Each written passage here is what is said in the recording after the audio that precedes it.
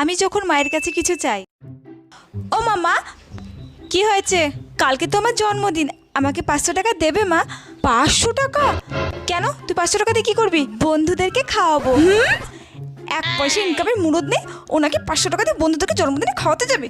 বেরো ওখান থেকে, বেরো। সবসময় তুমি আমার সাথে এমন করো, তাও না মা। তুই আরেকবার টাকা চেয়ে দেখ, মেয়ের মুখ ভেঙে দেবো কিন্তু বলে দিলাম। সবসময় এরকম করে। দূর।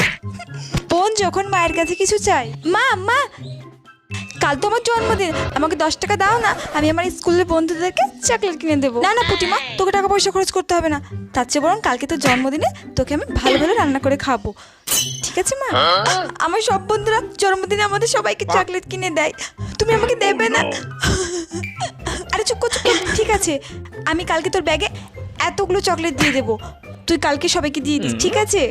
ঠিক আছে, আমি আমার বন্ধুদেরকে সবাইকে চকলেট খাবো। কি মজা! ঠিক আছে ঠিক আছে, খাইয়ে।